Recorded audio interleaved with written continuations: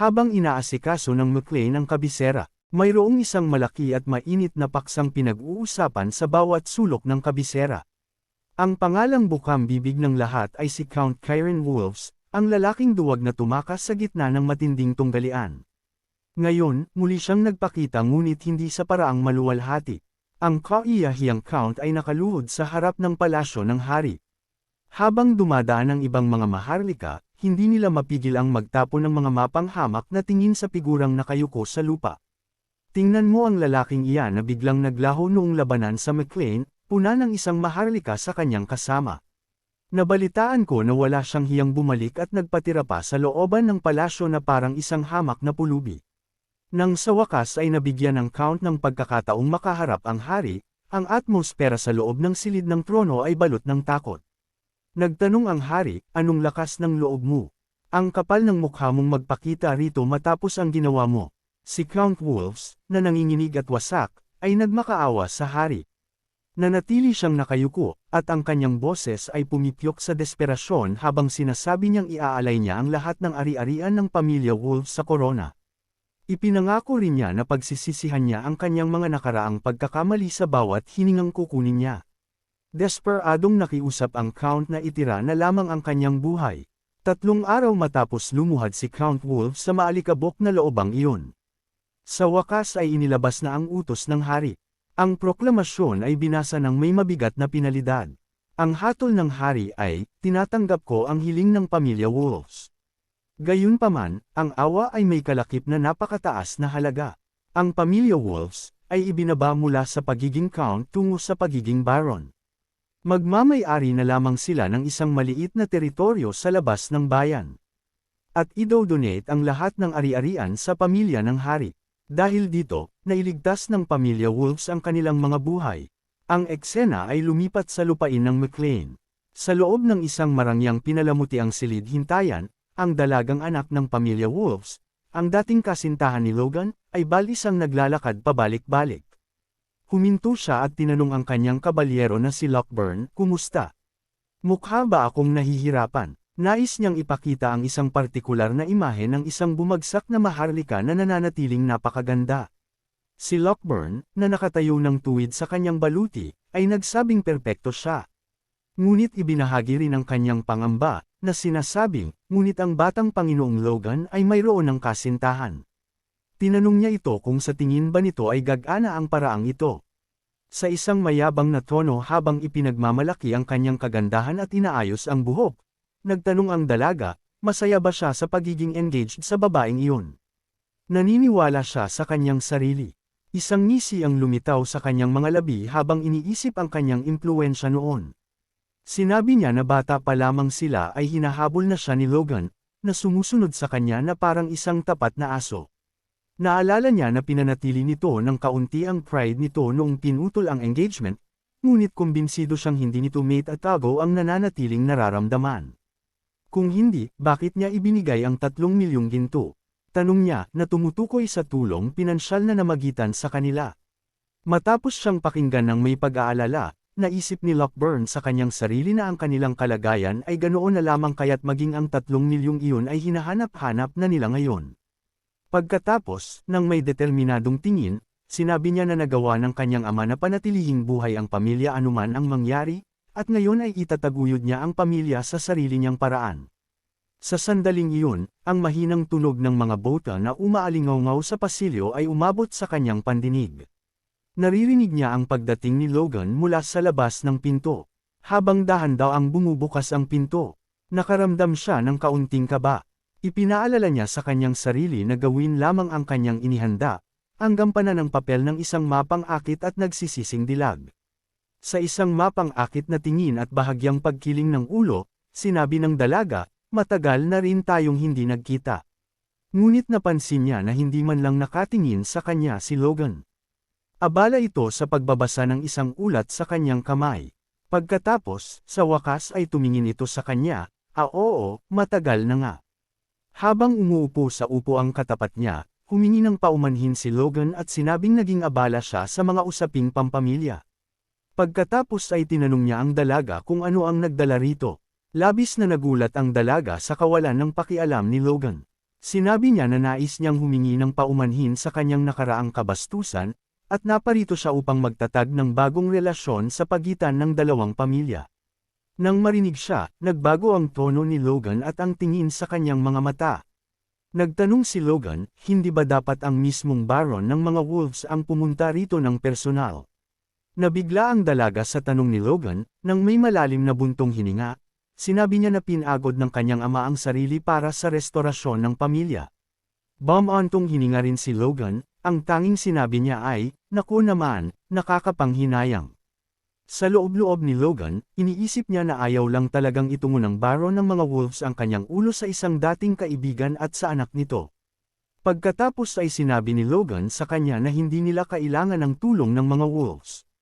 Sinabi ng dalaga na siyempre, alam niyang nasa posisyon sila ng kapangyarihan. Tanong ni Logan, kung gayon, tapos na ang usapan, hindi ba? At pinapaalis na siya nito.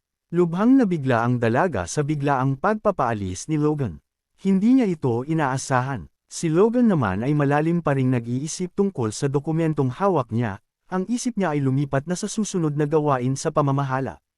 Dahil ayaw aminin ang pagkatalo, sinabi ng dalaga na mayroon pa siyang sasabihin. Sinabi ni Logan na iklian lang niya dahil medyo abala siya. Hindi man lang siya nagangat ng tingin mula sa kanyang mga papel sa pagkakataong ito. Nagalit ang dalaga sa inasal ni Logan. Ngunit dahil alam niyang wala siyang magagawa sa isang lalaking may mataas na katayuan, pinigilan niya ang sarili. Naisip niya na mas matala si Logan kaysa sa inaasahan niya. Sinabi niyang naparito talaga siya para humingi ng tulong. Ang kanyang mga mata ay nag-uumapo sa luha, malalaking patak ang gumugulong sa kanyang pisngi ngunit hindi nagbago ang kanyang ekspresyon. Nagsumamo siya kay Logan na alalahanin ang kanilang dating pagkakaibigan at tulungan ang kanilang pamilya kahit minsan lang. Sa kanyang paningin, ang bahagyang paggalaw ng mukha ni Logan ay nagpaniwala sa kanya na labis itong nag-aalala sa kanya. Pagkatapos ay humingi siya ng paumanhin. At sinabing naging madamdamin lang siya ng kaunti. May mapanlin lang na tingin sa likod ng tela, naging masaya siya at naisip na sigurado na ito. Naniniwala siyang hindi siya nalimutan ni Logan at ang kanyang mga luha ang nagbukas sa puso nito. Si Lockburn, na nakatayo sa likuran niya, ay nabigla sa bigla ang ekspresyon ng kanyang amo. Ang nakitang tingin ng dalaga sa mukha ni Logan, akala niya ay nag-aalala ito. Ngunit para kay Logan, siya ay nagulat. Hindi siya nag-aalala sa dalaga, siya ay nandidiri. Ang bangungot mula sa kanyang nakaraang buhay, noong pinaratangan siya nito ng pagtatangkang pagsasamantala. Para sirain ang kanyang reputasyon, ay muling nagbabalik. Ang paningin ng mga pekeng luha nito ay nag-udyok sa alaala ng pagtataksil na iyon, na nagpapatindig ng kanyang balahibo. Habang pinupunasan ang kanyang mga luha, sinabi ng dalaga na kahit bumagsak na ang kanilang bahay, dati silang isa sa 3 pinakamalalaking samahan ng mga mangangalakal sa kaharian. Ang network ng pamamahagi at teknolohiyang naipon sa loob ng maraming henerasyon ay narito pa rin, aniya. Matapos siyang pakinggan, nagtanong si Logan, tapos. Walang kabuhay-buhay ang kanyang boses. Taglay ang kumpiyansang tingin, sinabi niyang ibebenta nila ang bagong armas ng McLean. Nangako siya ng kita na hindi bababa sa 30 beses ng halaga ng puhunan. Nang marinig ito, biglang humalaklak si Logan. Labis itong ikinagulat ng dalaga. Nanigas siya, bahagyang nakabukas ang bibig. Pagkatapos ay tumayo si Logan, at sinabing sila na ang bahala doon. Nilinaw niya na hindi kailangan ng McLean ng tagapamagitan. Desperado ring tumayo ang dalaga. Sinabi niya kay Logan na siya ang magiging asawa nito. Dahil dito, labis na nena si Logan. Kitang-kita ang iritasyon sa kanyang noo habang nagsasalubong ang kanyang mga kilay. Sabi niya, hindi, sapat na talaga ito. Pagkatapos ay nag-aalinlangang nagtanong ang dalaga, dahil ba ito sa naunang pagkansela ng engagement? Hindi ko sinasadya, lalo na't pinipilit ako ni Douglas. Sinabi niyang biktima lamang siya ng sitwasyon. Kung nais ni Logan, maaari pa niyang ipakita ang mga dokumento mula sa panahong iyon para patunayan na pinilit lamang siya. Sa oras na iyon, nasa pinto na si Logan at paalis na. Wala siyang pakialam sa mga dokumento o dahilan. Lumuhad ang dalaga sa sahig, at nagmakaawa kay Logan na maghintay ng 1 minuto. Sa tonong umiiyak, tinanong niya si Logan kung hindi ba talaga siya nito minahal. Kung dahil man ito sa kasalukuyang fiancé ni Logan, sinabi niyang okay lang siyang maging concubine o pangalawang asawa lamang. Sinabi niya kay Logan na kung gusto nito, gagawin niya ang lahat. Nadiri si Logan sa inasal nito habang nagngangalit ang kanyang mga ngipin.